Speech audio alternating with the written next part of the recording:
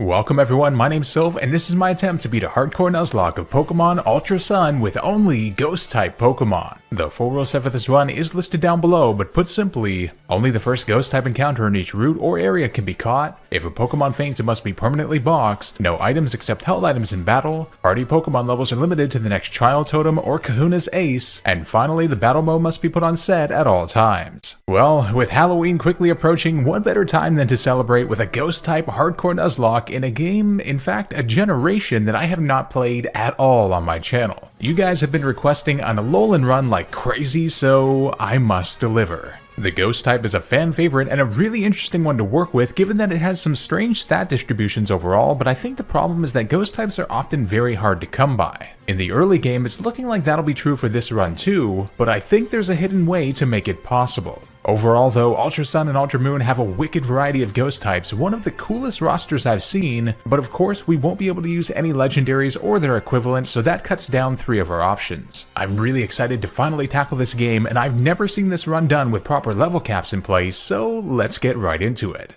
Alright, here we go, Ultra Sun, perhaps the game in this franchise I'm least familiar with, so this might be quite a challenge. The other challenge is that our guide in this adventure is a man who is just now learning how to operate a webcam, and doesn't know what clothes are apparently. Oh no, here we go, I can't wait to hear "Get in the bag, Nappy" 37 times. Ah, the tropical island archipelago of the Alola region. You know, something about this makes me both incredibly happy and incredibly depressed at the same time. Probably because I live in Canada now that I think about it, and we get like 2 months of this per year followed by absolute hell for 10. Now picture this, it's 2017, you're thrilled to finally get into these games and discover what Generation 7 has to offer, and you get this as your first introduction. Brilliant. Now this is one of those rare opportunities where we'll be able to choose a starter that we can actually use in the run, this time being my boy Rowlet. An incredibly cool one in my opinion. I nickname him Kant, and Kant has a jolly nature plus speed and minus special attack, which is pretty much perfect. Now Rowlet doesn't yet have the Ghost type, so we're just going to use him until we find our actual first viable encounter, and then we'll wait until he gets it. Oh god, she said the line already. Now, I'm not gonna lie, this scene here was pretty darn cool. Something about being blown up by a legendary and then saved by another one in the first 2 minutes of the game really gets me going. I mean, the Gen 1 equivalent of this was like fetching Oak's parcel if you think about it, so quite eventful by comparison. With Professor Kukui officially handing us some invisible Pokeballs, our run has officially begun. Well, after we get the Z bracelet or whatever it's called, we won't be using that. If I have to hear about Nebby one more time, I'm gonna throw myself into this fire. Alright, we already had Kukui interrupt us earlier, Mom. Who could possibly be at the door now? Oh! Alright, sorry, I had to do it, guys. Happy Halloween. Now, as we were heading to Kukui's lab with Lily, I realized if Nebby decided to spontaneously evolve all of a sudden, Lily's arm would be ripped off. I'm not even joking, that thing is quite literally tied with being the heaviest Pokemon in existence. I'm scared for her. In the lab, wait a minute. What the hell is with the graphical difference between the Corsola and the floating love disc sticker? Up ahead, we arrive at the trainer's school, and what's really interesting is that there will be a Ghost-type encounter available to us here, but only a bit later. At the entrance though, we get the XP share, and I think this is going to be crucial in helping us stay beneath the level cap. Youngster Joey? What the hell happened to you? You look a bit different from what I remember.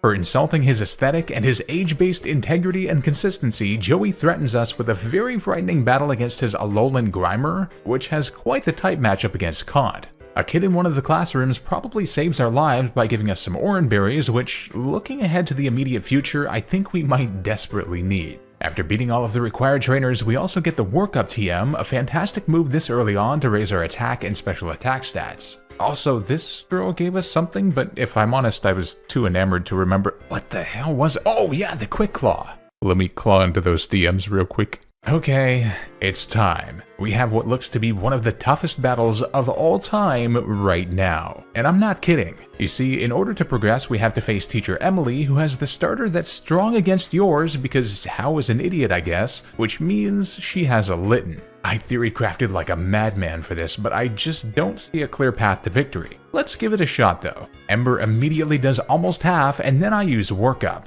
Our best move is Peck here, which does get Stab at least, and I attached our Quick Claw as I thought it was our only path to victory, and it does activate twice in a row, but nope. We still don't get it as Kant goes down. Now, I don't even want to talk about what the hell I went through here, as I proceeded to reset the game and lose several more times between getting burned, near misses, all the while we got no crits. Of course. But then, on attempt number 7, we got a brave-natured Rowlet who I named Bertrand. With better IVs, we survive Ember with a better range and do about a third damage. She hits us twice, at which point our Oranberry now puts us into a safe range and we survive her last attack on just 3 HP, but it all depends if the plus attack nature is enough, and we get the KO. Oh man, never again am I doing a challenge with such difficulty early on. That was brutal, and I can't believe we actually did it. I was beginning to think it was an impossible challenge to begin with. That win grants us access to Howley City, which is full of women apparently, and hey, look at that. We're already getting hit on. My man. Now the city does award us with some cool items like the Silk Scarf and the Echoed Voice TM, but with a Ghost type run, I'm not so sure normal moves will be very helpful. With a fresh new Halloween fit having been purchased, I remember that we're actually going to have to keep an eye out for these totem stickers everywhere, as believe it or not, they'll be an encounter method technically. Hey, we need one of those. Hey little buddy, you want to come with Uncle Sophie? No, you're too old.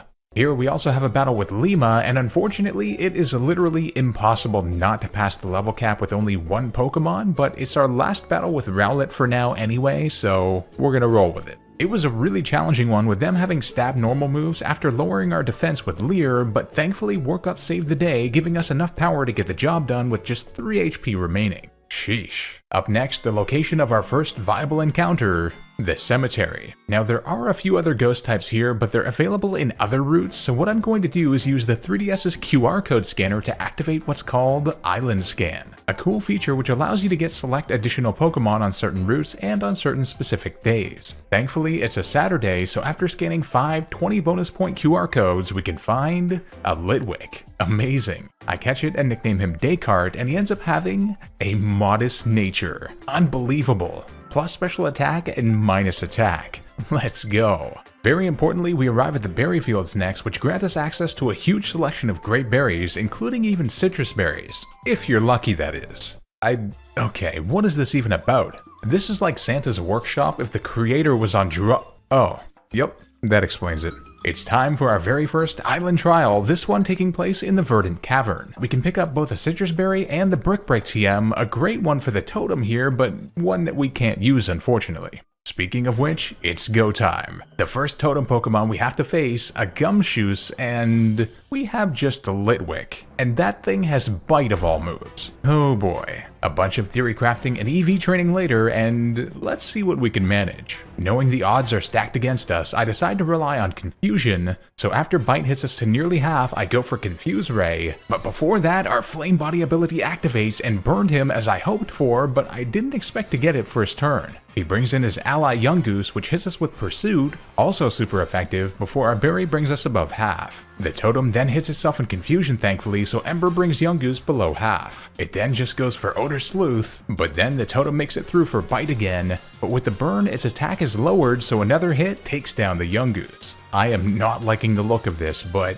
Gumshoos then goes for Scary Face. Okay then, as Fire Spin hits. With Confusion, Burn, and chip damage from Fire Spin, we bring him to a third, but then he snaps out of Confusion, hits us with a Bite to the red, then we hit him to the red with Ember. Burn damage brings him to just a sliver, but the Fire Spin does just enough to take him down. I can't believe that actually worked, and to be honest, we didn't even have great Confusion luck. First totem down, and by the skin of our teeth. What's really cool is that I had no idea you could find the Expert Belt this early on in Seaward Cave past the Melee Meadow, and it also hosts the Never Melt Ice too. Not bad. Now I was not ready at all for the rival battle against Hau upon leaving, and of course he has a Poplio, not good for Descartes at all. With our ridiculous EV training against level 2s though, and the increased level cap, we tank a water gun pretty well. A similar strategy with Confusion, Fire Spin, and Burn helps, but I think what saved us more than anything was him using Disarming Voice and Baby Doll Eyes occasionally, as he even had a Citrus Berry. Thank goodness for early game AI I guess, as we eventually take him down. In comes his Noibat though, which resists fire and gave us a taste of our own medicine with Supersonic, but a back and forth with the help of our berry let us take him down basically where we started. His final Pokemon is Pikachu, and low defenses combined with neutral damage had us eventually take him down with 16 HP remaining. Go Descartes, go! With that, it's time for the final challenge on this island, the Grand Trial against Hala, the Island Kahuna. The funny thing is, the only Pokemon he has that can even hit us with a move is Crabrawler, and he only has the Phytinium Z. He did preemptively switch from Machop into it though, and Pursuit does about a third on us. The residual damage from Fire Spin, an eventual Flame Body Burn, and our Oranberry helped us to take him down in 3 attacks though. From there, in come his next 2 Pokemon that can't hurt us, Makuhita and Machop, and I don't even want to talk about this. His Makuhita hit us with 6 sand attacks in a row, bringing our accuracy to the minimum, and between our misses and him healing the rest of the battle, it took 31 turns from there on. Incredibly tedious, but we've beaten our very first Grand Trial. In a hotel up ahead, this daughter is fighting with her dad about wanting to marry her boyfriend, and between that and the Dunsparce that he uses, why do I feel like this is going to be Antler Boy in 30 years? Meeting Samson Oak reminds me that he's going to be the answer for a future encounter, but we'll have to keep collecting stickers until then. Mantine Surf is always a fun time, and I go completely nuts with it in order to get beach points that we can exchange for crucial vitamins to raise our EVs, and we can also get the Shockwave TM2, which Litwick can learn. It might be good against threatening water types. Before we head to the next island, we have one last thing to do here. Talk to this kid at the beach who activates the trainer school mission. In true Halloween fashion, the school has become haunted, wouldn't you know it, and here we can find a Drifloon, which we catch as our next encounter. Bertrand is jealous of all the attention that he's getting though, so he evolves into a Dartrix from the catch experience, still not a ghost type though. I named Drifloon Barkley, and he ends up having an impish nature, plus defense and minus special attack. Not great, but we're going to take anything we can get at this point. With the use of double power payback, he ends up absolutely saving us against Dexio's rampaging Espeon though, pulling us through on just 7 HP. Panyola Town is our next destination, and oh god, Miltank was just not ever meant to be seen in 3D. Ugh. Here, Hao challenges us again, but this time he has an evolved Brionne and a new team member. It may look weird, but I send out Descartes, who tanks Aqua Jet well and can hit him for nearly half with Shockwave. Disarming Voice saves us again as we can take him down with half remaining. Shockwave also gives us a neutral move against his Noibat, so 2 bites hit us to 15 HP, but the second flinches us before we can take him down. Uh-oh. I switch into Barkley though, who tanks one since he got the Flame Body Burn, and Payback demolishes him. Pikachu is a dangerous threat here, but we have no choice as Electro Ball slams us to nearly half, then Payback does huge damage, but we get paralyzed by static. Oh no! Another Electro Ball smashes us to just 3 HP, and we need to pull through here, and we do. Now you might be thinking, Sylph, this is all over, he still has 1 Pokemon left. But it turns out to be an Eevee which can't damage ghost types. What a saving grace, as now a few gusts finish him off. That was wild. Okay, I don't think they liked what I said earlier. I am deeply uncomfortable. In one of the houses we can grab the Hidden Power TM, and this girl also tells you your Hidden Power types, yay for quality of life improvements. Let's not get too happy though, as we have a huge challenge up ahead, Gladion, a Dark type trainer. Yup, look at his team. All 3 have dark moves, and he has a Pokemon like this with these base stats this early, and with Pursuit of all things, so we can't even switch from it. I theory crafted and came up with a ridiculously elaborate plan that might let us scrape by, but then I double checked and realized something.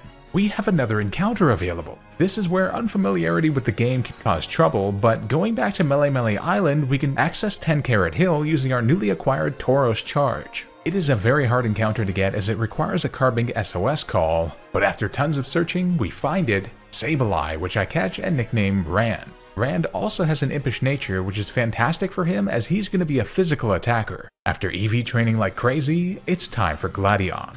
He leads with a Zorua disguised as a Zubat, which hits us to nearly half with Feint Attack, so I use Flame Burst, which just barely doesn't KO. Another hits us to just 10 HP before our berry before we can take him out. In comes Zubat next though, and here I activate my plan by burning him with Will-O-Wisp, but he flinches us with Bite. Ugh. I'm forced to switch now, so I send in Barkley, and he gets a crit on the switch. Oh, come on. Gust does nearly half, then we get hit to berry activation, then we hit him to the red and get taken below half. Here I switch into Rand though, who's not weak to dark, and takes him down in a priority Shadow Sneak, so we took little damage. In comes the big threat, Type Null. However, not being weak to Dark, Pursuit doesn't do much, and I can use Torment we got from the Route 5 TM to make sure he can only hit us once every other turn, since his other move is Tackle. Further to that, the Brick Break TM was also taught, which is super effective and takes him down in 3 hits. Absolutely incredible. I was proud of this victory. Our next trial is upon us, and this time it's Lana's trial, for which we get Lapras for surfing. The totem here is a terrifying one, a Araquanid with Water Bubble and the Rain, which both boost water moves, and he has speed boost. Now, I spent forever planning for this and realized there's only one possible path to victory. I taught Barkley Charge Beam from Mantine Surf, and we need the special attack boost from it on the first turn, a 50% chance, so I go for it, and we get it, but it hardly does anything due to his Wakan Berry. Of course he's holding one of those. Bubble then does a third to us as his Dewpider ally comes in. I go for Charge Beam on it now, which just barely doesn't take it out. Oh no. I thought that would do it and give us the level up, but now Bubble hits us to our berry, then Dewpider hits us to the red. Realizing our fate and that we can't switch out, I hit the Gust for stab on Araquanid to bring it below half before Barkley goes down. Here I send in Ran as their 2 bubbles bring us to a third before our berry, then Faint Attack brings the totem lower. We then get hit to 19 HP, but Dewpider goes for Sticky Web. Another Faint Attack brings both to the red now, but here we can go for Priority Shadow Sneak to take the totem down, then Dewpider's bubble hits us, but we survive on just 4 HP and can Priority Shadow Sneak it too for the win. A painful loss of Barkley, but honestly, with how difficult this was, I'm happy that that was all we lost. Oh, foolish child. Those aren't grass type. Oh god, what the hell is that? After a close battle with the weird alien people's Poipole, we get awarded with the Mystic Water, which I think will be helpful for a later encounter. Next up, we end up having a foursome battle with these dudes, and hey, don't yell at me, those were his words. The volcano park up ahead grants us our next encounter, which ends up being a Cubone, which we catch and nickname Nietzsche. Nietzsche has a relaxed plus defense and minus speed nature, not great, and we also can't use it until it evolves, so we'll have to wait. In no time, we arrive at the next trial, Kiawe's, which is pretty darn scary. Not only is the totem ridiculous, but before that, you have to take on a bunch of battles that you can't heal from. Insane. I know we'll need to lead with Sableye, so I merely switch into Descartes for each battle, and he managed pretty well with the help of Confuseray against an Alolan Marowak and a Magmar. It's time. Totem Marowak with a speed boost, a thick club to double his attack, and a ridiculous moveset too. Again, the theory crafting was nuts, but I had taught Rand the Rain Dance TM we got from the Royal Avenue Mart, and as I used it, he used Detect as I anticipated. A good start. From there, Faint Attack hits him hard as their 2 fire attacks were weakened in the rain. Thinking he might use Detect again, I go for the Salazzle this time, and it works as he Venoshocked us down to our berry. It then poisons us and Flame Wheel hits us to half, then Faint Attack brings him into the red. From there though, I could out-prioritize the totem with Shadow Sneak, but he used Detect again. Oh no. We then get hit to just 6 HP as the rain goes down. I have no choice from here though, so I Shadow Sneak to take the totem down, but Salazzle then lands a Flame Burst for the KO.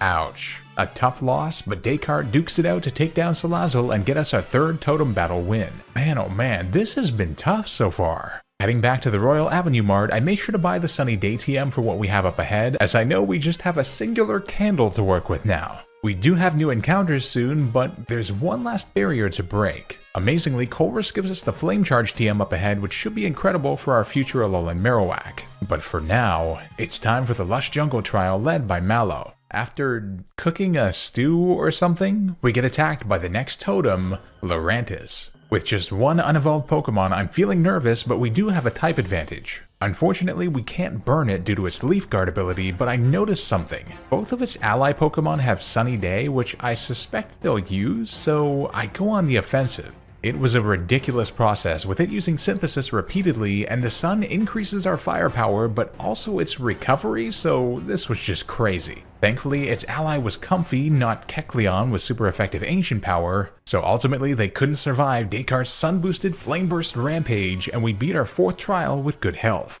Holy cow. Who is that? Wait, that's Kuki's wife? Oh, that's her wifey. I think I like her.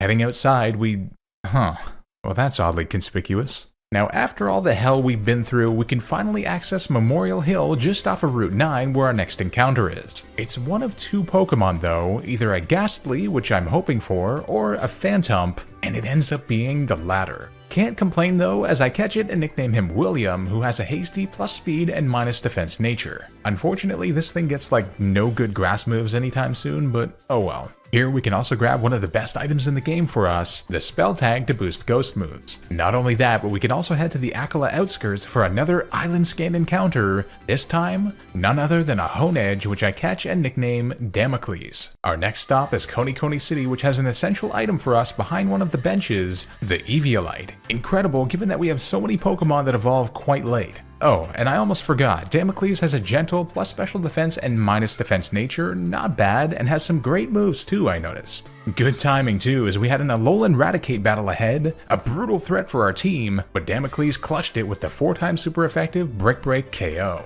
Along the way, we could trade evolve Phantump to evolve him into a Trevenant, which it occurred to me is our first viable Evo of the run, and he also learned Shadow Claw upon evolving. Fantastic. Further to that, our Cubone Nietzsche also evolves right at the level cap into Alolan Marowak, which should be a great addition. After using the Thief TM to get a Thick Club off Wild Cubone to boost his attack hugely, it's time for our second grand trial, this time against the rock specialist Olivia. I can't tell you just how much preparation has been required for all of these battles, but I think I have a decent plan here as her team looks tough. Olivia leads with an Anorith, so I send out Descartes. It looks scary, I know, but she just went for Bug Bite, although it does consume our berry, and we miss our attack. Ugh. She then hits us with Stab super effective Smackdown, and we survive on just 14 HP and get off the burn this time. Sheesh, that's all I wanted. Here I switch into Damocles now that her attack is lowered, but she uses a full heal on the switch. Are you kidding me? Here I use Brick Break for less than half, then a Shadow Sneak so it brings her into the range where she won't heal, then a final attack to take her down with us taking 16 HP damage. That whole sequence with the full heal though might ruin my plan, as in comes Lycanroc, which has Bite. Bite hits us and does exactly half, like precisely, before Brick Break doesn't even do half on it.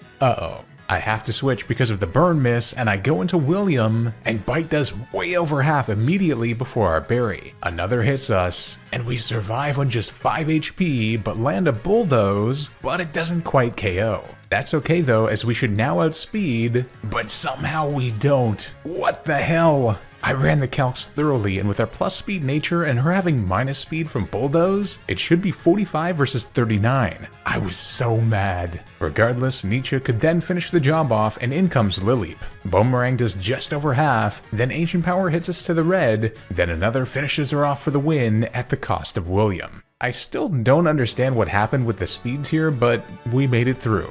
Olivia then does her dance, and look at Lily's face. Visiting the Aether Paradise is pretty darn cool, as it's like an artificial island of some sort, and okay, I think we ate too many of those plants in the conservation area. It's time for the third island, Ula Ula, and I predict some major challenges here. Thankfully though, we can finally pick up the Shadow Claw TM at least, in addition to Rock Polish, but we have a devastating battle with How up ahead, who has a Water-type Z move on his Brion now. We needed William for this moment. One of the beaches does bring us a new encounter though, Sandygast, who I catch and nicknamed Judith, and who has a plus special attack and minus special defense nature. After some ridiculous EV training and getting close to the level cap on key Pokemon, let's do this. Now I kid you not, Brion's Z move would one-hit KO everything on our team, but I trained Honedge's special defense like crazy and attached the Eviolite, which might be the only thing that could survive it, and he does with just 9 HP, then hits a Shadow Claw for over half. I was really hoping for that high crit ratio to pull through there. We have no choice though, with the rest of our team being weak to water, but he preemptively switches into Tauros. Interesting. Regardless, Damocles goes down to Pursuit. However, this gives us an opportunity. I switch into Nietzsche and go for Flame Charge for over half, and it raises our speed. We hit another for the KO, then Nietzsche goes on an outspeeding sweep of Brion and Noibat. Raichu then does outspeed, but we survive on 14 HP and take it down, then in comes Flareon. I didn't want to risk the Boomerang miss here, so I switched into Sandygast, who is able to survive 3 Fire Fangs and take it down in 2 Stab super effective Bulldozes. What a ridiculous battle that was. Losing a potential Aegislash is not good. I always forget that Fly became a TM in this gen. That just feels so unnatural. The next trial is Sophocles' Trial, an electric and steel-based one, and finally we get a bit of an easier break here as Nietzsche handled it amazingly. Not only with Stab Flame Charge to boost speed, but also 4x super effective 100 power Boomerang against the totem Togedemaru, and immunity to electric with the Lightning Rod ability too. Regardless, a combination of Torment, Spiky Shield, and Paralysis made it quite a close one in the end, having to switch out at 14 HP into Descartes, who was able to handle the ally Skarmory. Next up though, is Guzma, who has a Golisopod that our entire team is weak to. Uh-oh. Fortunately, with the level cap now raised, we can finally evolve Bertrand into a beastly Decidueye at level 34, making him a usable ghost type. Now that's a real Alpha Chad stare down if I've ever seen one. Now Decidueye is not an easy win for this, he still has super effective Sucker Punch of all things too. However, I realized I could teach him Work Up and use that while he attempts to go for that since it's his best move. In the end, I get 4 off before attacking, Sucker Punch hits us to just 32 HP, and super effective Pluck does the job. In comes Masquerain though with Intimidate, so I switch into Nietzsche who tanks 2 air slashes on 9 HP, then I taught him the Rock Tomb TM for the 4x super effective KO. Whew, a tough battle. Arriving at Tapu Village, we now get access to another encounter, this time a Snorunt which I catch and nickname Errant, and who has a lax plus defense and minus special defense nature. Yet another encounter is open to us on Route 14. Oh yeah, I forgot that these things exist. A Frillish which I name Hume and who also has a lax nature. Interesting. Using the Dawnstone from the Royal Avenue Youngster, we can immediately evolve Errant into a wicked Frostlass, giving us some great ice coverage. Now, there is a Shadow Ball TM located here, but we're blocked by this trainer. I thought about it for a while, but yeah, it's literally impossible. If we could get Ice Beam or even Gengar now, maybe, but we're hard locked out of that right now. Oh boy, if this isn't completely perfect for Halloween, an abandoned thrift shop haunted by ghosts. Gotta love it. What we don't have to love, however, is this trial with the totem being a Mimikyu. Save us all. Yes, I see you, you little Okay, big Not only is this thing immune to the first attack that hits it, but it also gets all of its stats raised in this battle. I lead with Bertrand against it and it hits a Shadow Claw, and we barely survive on 9 HP before going for U-turn. Now this allows us to break its disguise and pivot out of there safely. Amazing. I switch into Hume now as its ally Banette comes in, then Shadow Claw hits us low, and Banette goes for Curse. We then hit Mimikyu for a little damage, and Hume gets taken down by the Curse. I really had no other choice. Here I send in Judith, and Shadow Claw hits us to 9 HP again before our berry, but then Banette goes for Feint Attack to take us down. Oh no.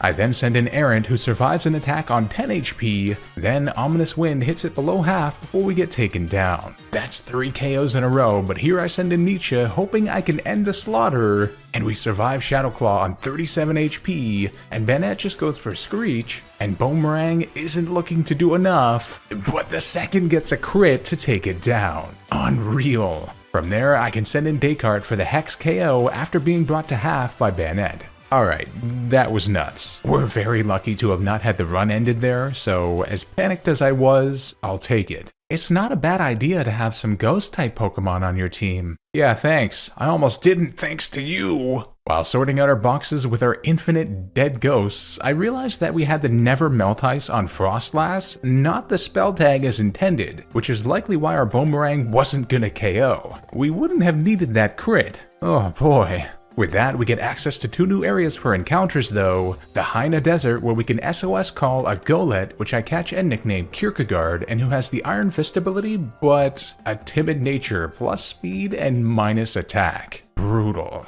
However, we can also hit up the thrifty Megamart where we can get one of 3 ghost Pokemon, and it ends up being a Haunter, which I wanted, with the lax nature plus defense and minus special defense. This thing finally saves us in terms of being able to get a fast Pokemon, and it learns Shadow Ball at level 33 too. More team upgrades are on the way though, as Locke evolves into a Gengar through Trait Evolution, and we can hit up Team Skull's Shady House to pick up the perfect TM for him, Sludge Bomb. Although, Guzma's next battle is looking completely impossible. However, I realized something. At this point, we can collect precisely 80 totem stickers, which means we can head back to the beach to find Samson Oak, who gives us our next encounter. A Mimikyu, which I named Play-Doh. Play-Doh has a serious neutral nature, and I got scared as it's already level 40, but realized that I had the wrong level cap. It's 44. The final team upgrade then comes as Descartes evolves into a Lampent. Finally! Imagine taking until level 41 to have your first evolution. A good Eviolite candidate though. With Mimikyu fully trained, we can pull off the same strat initially with Bertrand, except this time he stopped sucker punching right when we attacked. Nice. That means we get the extra KO with Bertrand against Pinsir after getting hit with Throat Chop. Masquerain was then able to be handled by a switch into Play-Doh with Disguise, who then responded with 2 Shadow Claws for the KO.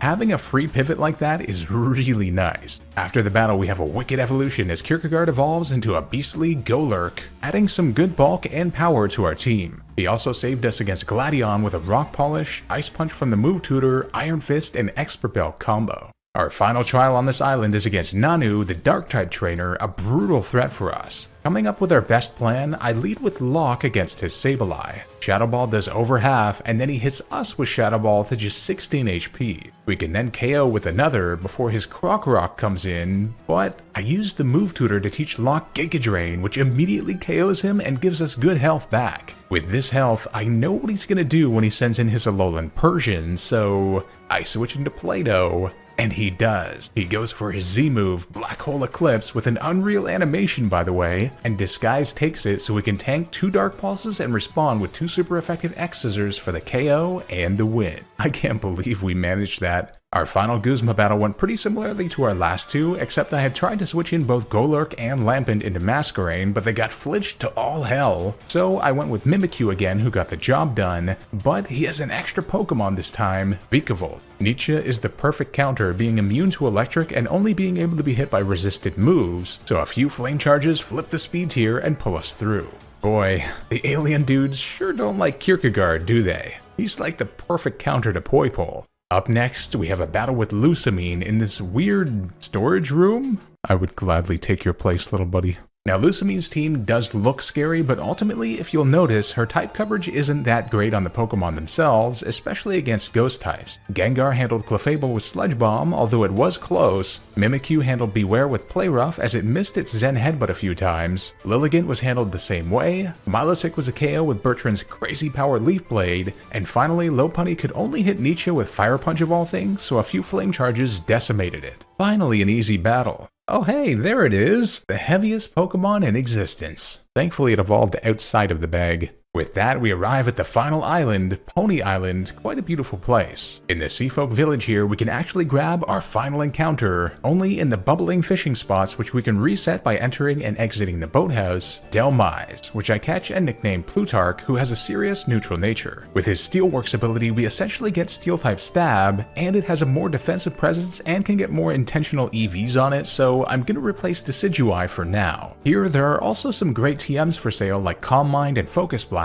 and even Sludge Wave, but Gengar can't learn that for some reason unless it's by breeding. The Pony Wilds area here is great for us as not only can we grab the Focus Sash item, but also the Dusk Stone, which we can finally use to evolve Descartes into a monster Chandelure. Been waiting on that one for a while. Daddy? Is that you?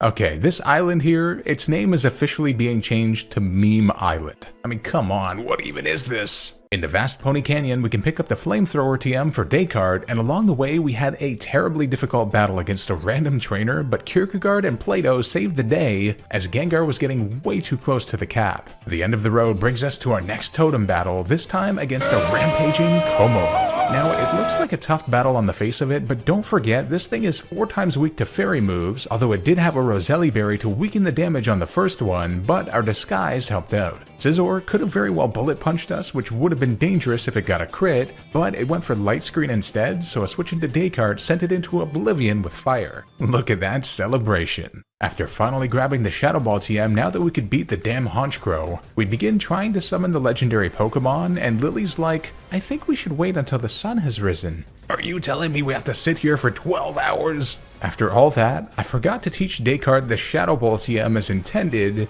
but Solgaleo only uses a steel move, so 2 hexes do the job regardless with the expert belt attached. The crazy legendary happenings then terrify even Lucamine of all people. I mean, goodness gracious, I don't blame her. Is that thing eating Solgaleo? We arrive in the scariest destination of all, Ultra Megapolis, and yep, you know what awaits us. Ultra Necrozma. I'm gonna be straight up with you, I panicked. This thing gets a stat boost to everything and can quite literally one-hit KO everything on our team with an outspeeding Photon Geyser. Aegislash was gonna be my answer to it, but yeah. After an hour of theory crafting, I just might have an alternate plan. Leveled right to the cap, I lead with Play-Doh. It hits our disguise, then stabs super effective play rough hits, and does like a quarter. Oh boy. I have no choice, so I stay in as Smart Strike hits, but I attached a Focus Sash so we survive it and hit it below half. What now, you might ask? Well, we have to sack something, and I choose Plutarch. Good night, my sweet anchory boy. Here I send in Descartes, and yup, it has Power Gem, instantly devastating. Just kidding, I attached a Charty Berry from the Pony Wilds so we survive it and hit a Shadow Ball, and it does enough. The nightmare is over. I can't believe we actually found a way out of that with only 1 death. Lord almighty. Mina's battle was then interesting as Descartes obliterated Mawile, then switching to Kierkegaard handled Granbull now that we have Earthquake on him, and finally Rabambi was easy pickings for Nietzsche. After this, we had to face several of the other trial captains, and most of them were quite easy with the team we have assembled now. The hardest though was definitely Kiawe, and unfortunately we did have 1 death in these rematches as I had to sack something, so I chose Bertrand the Decidui. Oh, and thank Nanu doesn't battle you here. He's too lazy apparently. The final totem Pokemon is Rabambi, and honestly, we resist everything that it has, so Gengar with the Expert Belt slammed it in a few Sludge Bombs with Cursed Body actually disabling Dazzling Gleam funnily enough. Then a switch into Nietzsche handled Blissey with its terrible physical defense. Before heading to our final destination, we can grab a much needed item, the Choice Specs, from this guy now that we've done enough battles, and we have 1 final battle with Gladion at the foot of the final road, and it turns out our Kierkegaard strategy still works, as we can Rock Polish to raise our speed, then Expert Belt, Iron Fist, Ice Punch hits Crobat in 2 hits, being brought to just 9 HP in the process, closer than I thought, then Brick Break his Zoroark, Earthquake is now Fire-type Silvally, and Earthquake is Lucario since Quick Attack can't hit us, his only way of outspeeding. What a savage. Oh, well this is awkward. Sorry buddy, I'd help you, but I gotta go. With our journey behind us, we arrive at the final destination, the Pokemon League, where we not only have access to the move reminder now, seriously, why did they put this here of all places? But also Kukui shares some of his lore-filled stories of him battling the Kanto gym leaders and even Lance himself. Unfortunately, our final 2 encounters, Sensu Oricorio and Miss Magius, are only available in the post-game, so after fulfilling the rest of our EVs, tons of theory crafting, and getting any remaining items we need, it's time for the Elite Four. The first Elite Four member is Molayne, the Steel-type trainer, and although his team is terrifying, I came up with a good plan for him. He leads with a Prankster Klefki, so I lead with Nietzsche. You see, due to Lightning Rod, he can't use Thunder Wave, and, well, we hit him with a Flame Charge, raise our speed, and then he uses Reflect. We even have an answer for that though, as Brick Break breaks the Reflect, then we can hit 1 more attack for more speed and the KO. Now, I knew we'd get outsped and could tank an Earthquake from a Alolan Dugtrio, but it went for Fissure of all things, but thankfully missed before Flame Charge KO'd. Sheesh. Bisharp was then a 1-hit with 4 times damage Brick Break, Magnezone was then smashed with 4 times damage Boomerang, which could go through Sturdy anyway of course, and finally his Metagross would survive Flame Charge, which is why I retaught Flare Blitz, which obliterates it for the win. Not bad at all, Nietzsche had a perfect setup there. The second Elite Four member is Olivia, the rock specialist, and I thought a while for this one but came up with an interesting plan. She leads with an Armaldo and I send out Play-Doh. Here I go for Charm twice to drop her attack to -4, then hit her with Shadow Claw before switching into Kierkegaard who takes little damage now. That Shadow Claw then gave us the range for a Stone Edge KO, and in comes Cradilly. I thought this thing would use Energy Ball, hence why I tried to keep her health so high, but we froze her. But she thawed out immediately, but just went for Stealth Rock. So 2 Ice Punches got the knockout. In comes Lycanroc, and we hit Earthquake, but she survives somehow, uses Crunch, and brings us just below half before we KO it, and her Probopass suffered the same fate after it just went for Sandstorm on its sturdy turn. Her final Pokemon is Gigalith, and it survives an Earthquake, then hits Bulldoze, but our speed is too high so we hit it again to get the victory. Next up is Acerola, the fellow Ghost-type expert and arch-nemesis. We're both super effective against each other, but we have something special on our side. She leads with a Banette, and I send out Descartes with the Choice Specs attached. Somehow she outsped, but just went for Screech, and then we could sweep through her entire team with Choice Specs Stab super effective 80 power Shadow Ball from a base 145 special attack Pokemon. Her Frostlass did confuse us at one point, but a switch into Gengar and back to reset the confusion saved us, even through her Driplim's Amnesia attempt. Solid. The last Elite Four member is Kahili, a flying type trainer, and this one was really tough to plan for. Ultimately, I decided to Choice Specs Flamethrower her lead Braviary with Descartes, then in came Hawlucha. Now, unfortunately, she does have Mold Breaker, so our disguise ability doesn't work, but I switch in Play-Doh regardless due to his defensive capabilities and super effective Play Rough. The cool thing is, and this is something I learned from the Gen 7 competitive days, if Disguise isn't used initially, it applies whenever it would normally activate, so we can tank her Mandabuzz's Brave Bird and land a Play Rough for over half. I then go for Play Rough again to KO, but we miss and she smashes Descartes to the ground. No! Why? That is a devastating loss. From there though, we can land an Ice Punch through confusion to KO her Mandibuzz and her Toucannon, then survive her Fire and Flying type Oricorio's Air Slash and smash it with the 4x damage Stone Edge for the final victory. It's time. The final battle. Now Kukui actually scared me here. I thought I confused Sun and Moon with Ultra Sun and Ultra Moon for a second, but the battle is against, I guess technically the champion of this game, our rival, Hao.